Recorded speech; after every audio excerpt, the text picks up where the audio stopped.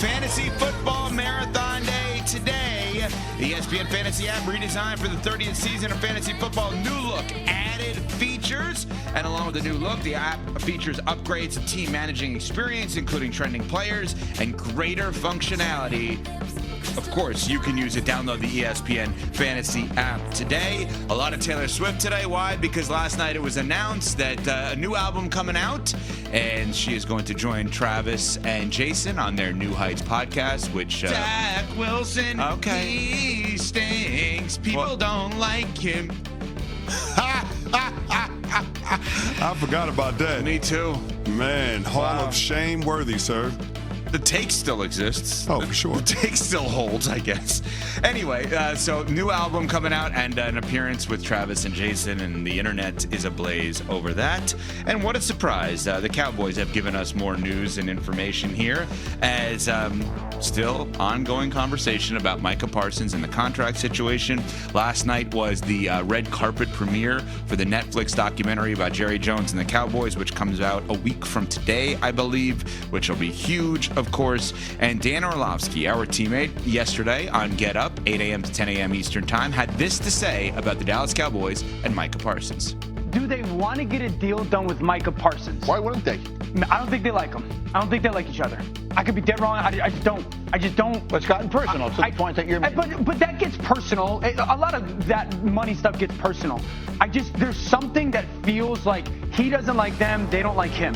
And it's a personal dislike that isn't attached to just money. Right, but trade request is 10 days ago and we haven't talked. Right, but if we're winning the Cowboys, like you talk about Super Bowl windows, I'm not saying they're a Super Bowl team, but they have zero chance without Micah Parsons. They can have a good year, you know. So that's my question. That's why I want to sit there. How? What, do they want to sign Micah Parsons? I'm not talking about the talent, right. The production. Do they want to sign Micah? They don't like each other. Do they want to sign Micah? It has clearly gotten personal. But I still can't believe people take this as anything other than part of the show. Yeah, I don't I'm put too much stunned. stock into this. And I hear what Orlovsky is saying, and I think there is some merit to it because the Cowboys clearly had some concerns over Micah in a leadership capacity. That's why they shuffled the locker room. That was one of the first things that new head coach Brian Schottenheimer did. And he's had a backstage pass to all of the things that went on during the Mike McCarthy era because he was the offensive coordinator. Right. So he understands better than most what the locker room dynamics are and where the Cowboys are from a culture standpoint. And I don't think Micah did things throughout the course of his first 4 years with the Cowboys to improve the culture, to impact it in a positive way. So the Cowboys may not like Micah from that standpoint, but there's no denying that he's the best player on the team. And Jerry Jones, of all people, should know this. You don't have to like people to do business with them. If they can help you make money, if they can help you with your objectives, with your goals, then yeah, sign me up. I'll pay them whatever it costs because when you need something, you need it. And quite frankly, the Dallas Cowboys need Micah Parsons. They don't have an identity on defense without it. So I don't know that we're in a place where the Dallas Cowboys aren't going to do this. I land on this where you've been the entire time. That this is all to drive attention, which in turn drives the bottom line in the brand valuation for the Dallas Cowboys. This is all a part of the show. That's right. When I got drafted to the Dallas Cowboys, my pre-draft visit, Jerry Jones called it Broadway. He said playing for the Dallas Cowboys is like being on Broadway in the NFL. It's the biggest show in town. This is all a part of the show. Just so people know even further context on how wild this is. You got drafted in 2005. Correct. That's 20 years ago. That's how long he's been doing this. Right. And so when he's telling you then it's part of the show, they are literally releasing a show a week from today, right? They are a huge brand, even bigger then, and it started years and years ago. But here's the part of the Jerry Jones argument that I don't think we talk about enough. He is the second most successful owner of an NFL team that is active relative to winning Super Bowls, only behind Robert Kraft.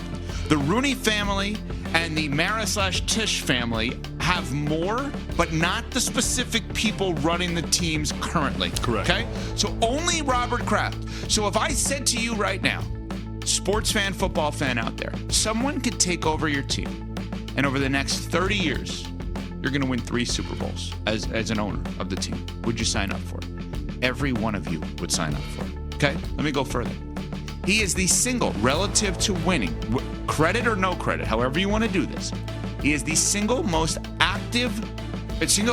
successful active general manager in the National Football League relative to winning titles. Now, back then, you're going to tell me it's Jimmy Johnson, and you're right.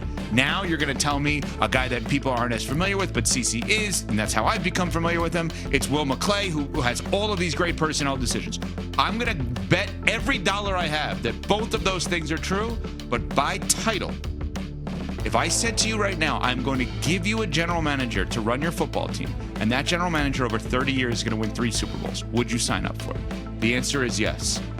The thing about Jerry Jones we leave out is how successful on the field he was and how little that probably matters today.